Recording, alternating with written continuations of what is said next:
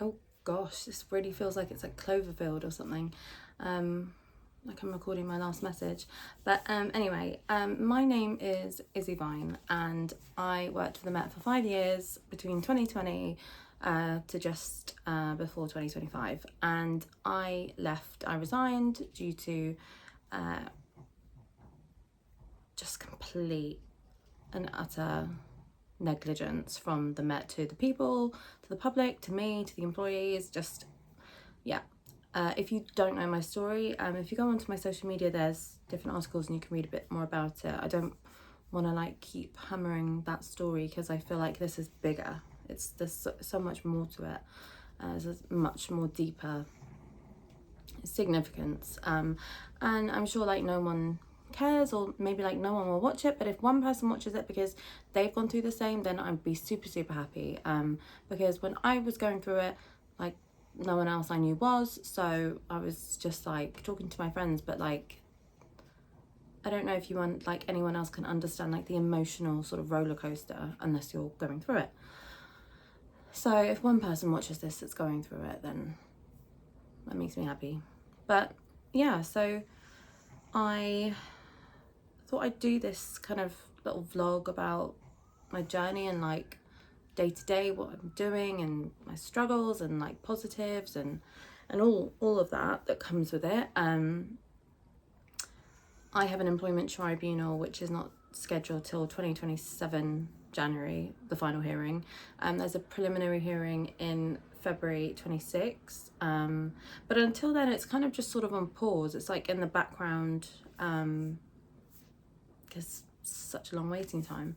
But I did get initial legal advice, but it's quite expensive, $750, and I just, after I got that and got the sort of rough framework of what I had against the Met, I thought I'll just try and teach myself and represent myself, and that's what I've been doing, and I've got it this far. You know, all the documents, the paperwork and everything like that, I've got it this far, so I don't know, I feel like I trust myself.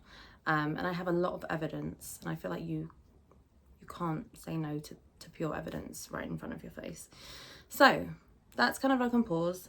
Been doing a few other bits, obviously had some media to sort of tell my story and get it out there, since loads of people have been messaging me like the same or like worse. So it's a rife issue in society, and you know, every time I receive a message from like a firefighter or doctor or social worker or whatever with the same story, it just like spurs me to carry on, because there are so many employees of public services that are literally being silenced when they're trying to just do the right thing.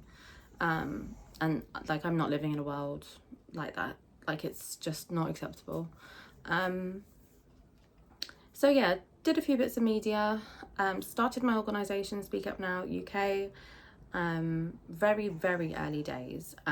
Got some lovely volunteers and a director, and really at the moment it's sort of just building awareness of the organisation, collecting testimonies, and then securing funding so then we can go and give workshops to employees and employers. And I feel like if you're an employer and you want to show that you care about your employees, you would have these workshops and you would give them to your employees, because you're giving them tools and resources to, I don't know, to stand up to wrongdoing. You know, you need to give, how can employees ever do the right thing if you're not giving them the tools to? Sorry, I'm not professional, so you can probably hear like all the wind and maybe I should stop that actually. Yeah, what better way to show that you care about your employees than by having these workshops that give your employees tools to whistleblow and knowledge about whistleblowing, because a lot don't know, and companies don't want to tell their employees how to whistleblow, because then you would be exposing them for what they're doing that's wrong. So that is the end game goal, to start workshops through Speak Up Now UK, and obviously just collect testimonies and challenge legislation that's loopholey, just all loads of stuff that I want to do. And then yeah, I took a petition to Parliament, 10 Downing Street, sorry, and that was really an experience. I mean, that petition was to ask for a review into legislature around police misconduct, because there are so many problematic statements, like you should focus your attention on reputation rather than misconduct. Gross. So yeah, that got over 41,000 signatures, which I was happy to, like, I couldn't even believe when I got like 20, so I was really, really chuffed with that. And I'm sure the minute I gave it to them, they just popped it in the bin. But you know, still, it was an achievement. And yeah, I guess I've also been sort of approached to write a book and do a documentary, which I definitely will do, because I just personally I feel like until this issue is tackled, corruption in public services and authority, how on earth can you expect it to be solved in society if your law enforcement and your government are not even doing what they should and covering it up? So yeah, obviously got a bit of hate online. I mean, like, my dog's snoring in the background. Yeah, I've got some hate, but like, I think I'm just the type of person where, well, I'm trying to sort of overcome it, but I am quite, not argumentative, but like, you know, if someone writes like a rude comment or something, I am really tempted to like delve into a debate with them or like have an argument in the comments, but I'm slowly growing out of that because it's not productive, and some people's opinions you just can't change. And if people are going to take time out of their day to literally comment on a stranger's Instagram, hate or discredit something that they have no knowledge about, you're kind of just embarrassing yourself. So yeah, I'm kind of growing out of engaging with the hate. But I do find it draining sometimes. You know, I've struggled financially for 6 months, but I've been able to sort of stay afloat, and then now it's kind of really hit rock bottom. Kind of, I think after 6 months, it's started to hit that I've lost a lot. I had to move back home. I was going to move back out and then I couldn't. I had to sell my car, I had to sell my belongings. Like, I only have clothes and my phone and my books. I love my books. So it's been a real struggle, and I've done freelancing work, writing a couple of articles and social media and stuff like that, but it's not enough. And you know, it's not even getting me by, and you know, it's really hard to focus on my organisation as well as sort of work as well. So it's all just a bit much, but I'm hoping obviously once I secure funding for my organisation, I'll be able to pay myself a small wage, so then I'll be okay, because that's what most people do. But you know, I got to the point where I was like, oh my god, I've lost everything, and I just kind of like was at like breaking point, kind of like, you know, I've got nothing, like what should I do? And then I just thought, I'll just set up a GoFundMe. Like, people don't have to donate, and yeah, I guess it is begging online, but I need help, and some people are really kind and really lovely and want to help, and I just think there's nothing wrong in starting a GoFundMe. So, you know, when people say, well, you're just begging for money online and, you know, doing this for fame and money, I've done so many achievements, that it's just such a slap in the face. You know, I've gone to 10 Downing Street. I have meetings with MPs and Lords about changing legislature. I've started my own organisation. I'm helping people speak to the media about whistleblowing. I've helped people for 6 months for free on navigating whistleblowing and what to do. You know, I'm using my own time to read documents that people are sending me of their situation and then advising them just on my experience. You know, so if starting a GoFundMe is bad, well, I'm sorry. But I just kind of like thought, well, if you don't ask, you don't get, and some people are lovely out there and want to help. and vice versa. You know, when I have money, I will help people too in this situation, because it's, you know, not good at all.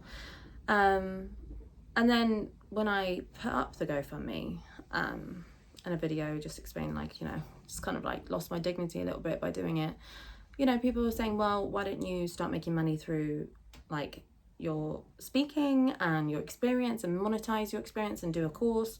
So I thought, okay, maybe that's quite good. Like I do feel like I have a lot of knowledge that, you know, a lot of people do email me and say, like, how did you get this contact? How did you get it there? How did you do this?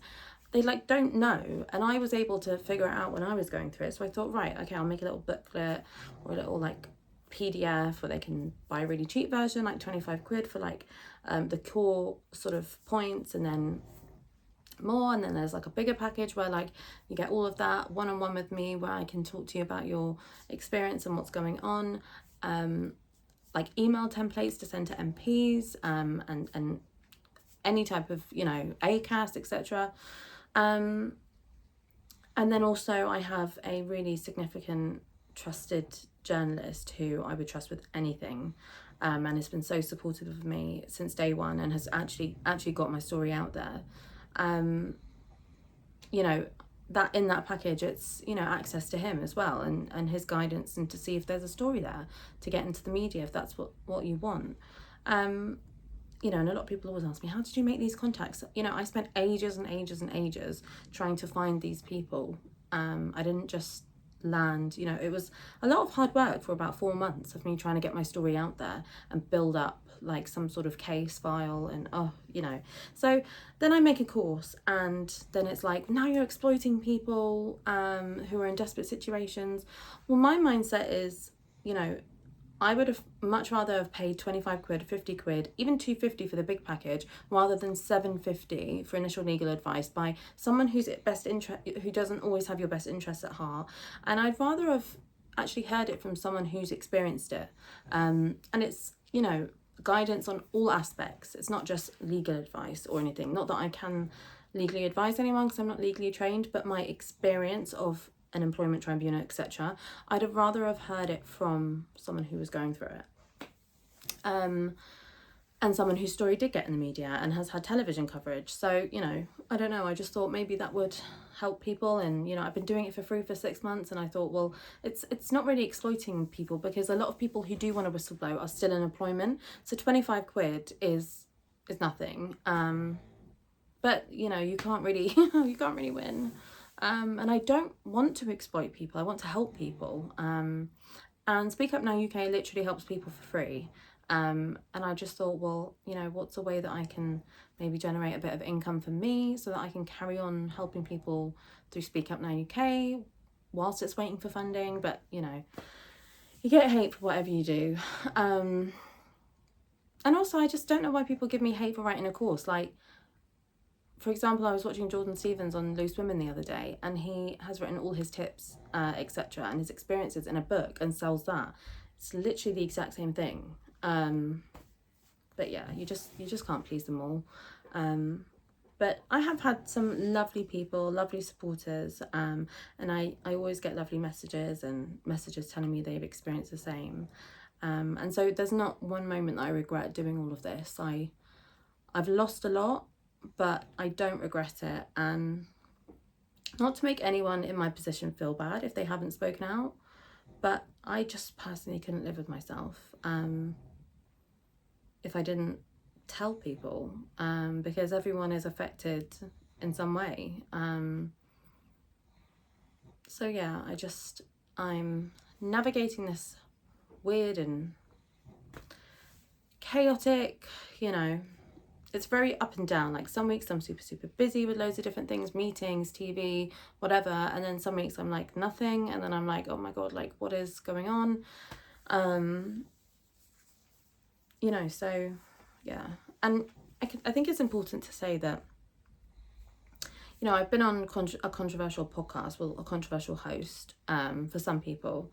I'm gonna go on podcasts, events, talks, spaces with controversial people who don't agree with me, people who are complete opposite to me, people who hate me, people who, you know, abusers, non-abusers. I'm going on everything because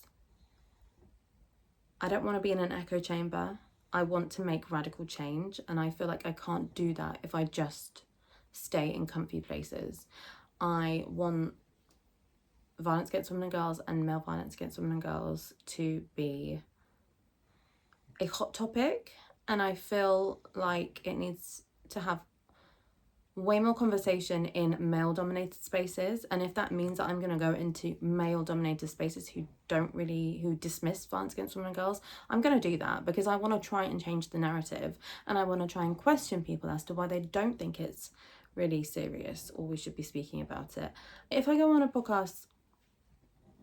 abuser's podcast, people will say I'm platforming them.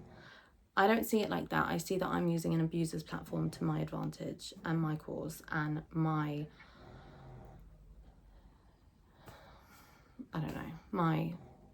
need for change. I'm gonna be radical. I'm not. It's funny, like when I was at school, I always aligned more with like suffragettes than the suffragists, or I hope I got that the right way around. The more, radical ones. I don't believe in the society that we live in that peaceful approaches work anymore, really. So yeah, I'm gonna be doing radical things in radical spaces, and I am so conscious that I'm gonna upset and trigger people, but I have to do that, and I will understand if anyone doesn't want to follow my journey and what I do, if they're going to be triggered by it and they see it a different way. I completely get that. Just know that my intentions are good and the end goal is the same as yours. I'm just going about it a different way, and I hope you understand. And I appreciate anyone that has supported me and has stopped because of this. I still appreciate you, and I still am there for you, and I understand why you've gone. But hopefully I'll see you at the other end once there is progress, and we can still be friends. So yeah, just if you want to watch this, great. If you don't, fine. I obviously keep posting on my social media, but I will try and do this like once a week just to sort of stay in touch and just show that I'm actually a human and not just someone starting a GoFundMe just like looking for cash. This week I've just got a few meetings with a few different people. I am also sort of running this sort of campaign, which I'm kind of not very good with timings with, but from Speak Up Now UK, where we look at 8 different services and how their misconduct works. So I'm sort of just doing that as well, writing my book in the background and constantly networking, been on a couple of podcasts, and yeah, just going with the flow, just floating along, hoping for a better world. But yeah, I'm also not a professional at this, so I'm literally got my phone on a stand in front of my patchy wall with holes in it, so this is just really basic. So yeah, if you ever have any questions or anything, or you want me to talk about anything in specific, please comment or message me, or however this crap works, and I'll be happy to talk about it. Yeah, I think I want to be authentic and transparent and honest and about my whole situation, because I want people to relate, because there are people that can relate and they're probably feeling quite lonely, and I don't want that, because that made my mental health really bad. So thank you so much. I don't want to do that like, subscribe, because I just don't even understand it, but watch it, like it, message me if you have any questions. Oh god, I'm such a grandma. But yeah, just I don't know, just if you want to keep watching, watch, and thank you so much. And I promise I'm gonna make change. I just know I will. I just know I will. So yeah, thank you so much. Have a lovely week, and I will see you next time.